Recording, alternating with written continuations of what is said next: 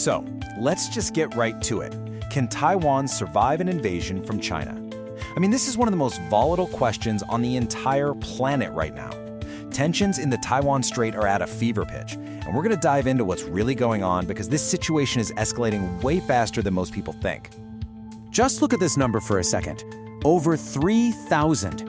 That's how many times Chinese military planes and drones have crossed the median line in the Taiwan Strait in 2024 alone. A few years ago, that number was less than 1,000. This isn't just a number, you guys. It's a relentless pressure campaign, and it's happening every single day. But here's the thing, and this is really the core question we need to ask. While the whole world is watching for an amphibious assault, for tanks hitting the beaches, is that the only threat? Is the real danger something much quieter and much more insidious? To get to the bottom of this, we have to go deeper than the headlines. We need an expert's perspective. And our guide for this breakdown is Maki Nakagawa. And let me tell you, her background is perfect for this. We're talking about a former intelligence commander for Japan's ground self-defense force. Her entire career was basically analyzing threats from China and North Korea. So she offers this incredibly rare and vital look at the whole strategic chessboard. And right away, her analysis starts somewhere you might not expect, not with a massive invasion, but with a totally different kind of conflict. A sort of ghost war, a strategy that's all about winning without ever having to fire a shot. The official name for this is gray zone activity. Forget about traditional military conquest for a minute. This is more like psychological warfare on a national scale. It's using this whole spectrum of non-military threats to just slowly, piece by piece, grind down a country's will to even fight back. And listen, this isn't just some abstract theory. Nakagawa makes it clear these tactics are already being used against Taiwan, right now. We're talking about severing undersea internet cables, launching huge cyber attacks, flooding social media with disinformation to create chaos, anything to exploit political divisions and make the Taiwanese people feel isolated and hopeless. And this quote from her really gets to the heart of it. China's best case scenario, their dream outcome, is what they call a peaceful unification.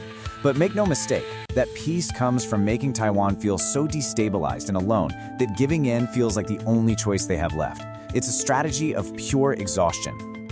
So, if China is waging this ghost war, what's the countermove? Well, the US and its allies aren't just sitting back. There's a huge, coordinated effort underway to build a kind of defensive wall along a really critical geographic line.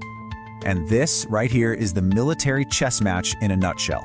China's strategy is called A2/AD. That stands for anti-access/area denial. Just think of it like them trying to build a giant keep-out zone around their coast, making it almost impossible for US or allied ships and planes to get close. The response from the Allies? To turn that very same line, the first island chain, into what's basically a missile wall to block China in. And this is happening for real.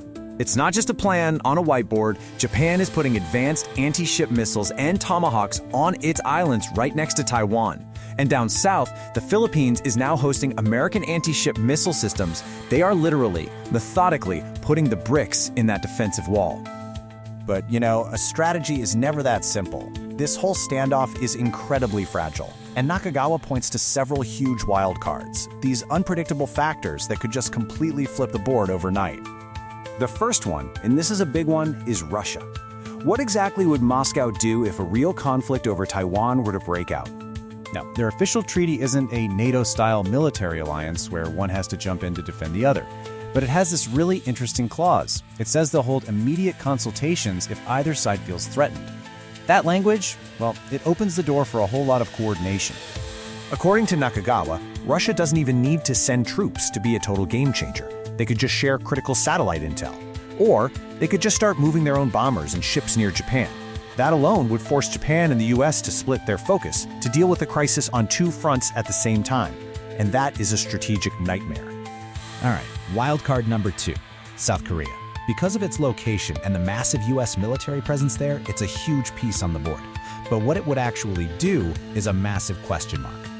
I mean, just think about the possibilities here. On the defensive side, that powerful THAAD missile defense system in South Korea, it could help shoot down Chinese missiles that are aimed at US bases in Japan. And offensively, US forces based in South Korea could potentially hit Chinese reinforcements on their way to Taiwan, completely messing up their whole timeline.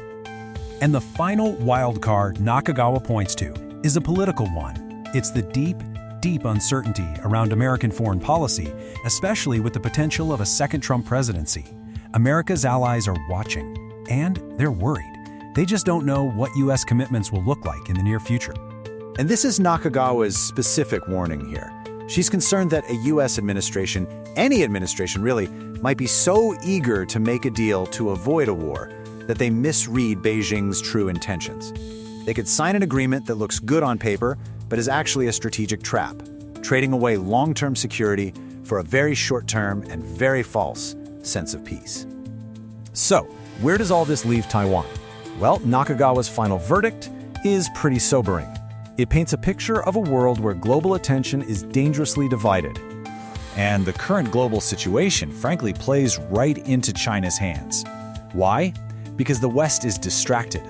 With enormous military and financial commitments in Ukraine, and with ongoing crises in the Middle East, there just isn't enough focus to go around. Western power is stretched incredibly thin. And this leads us to her final and maybe most important point.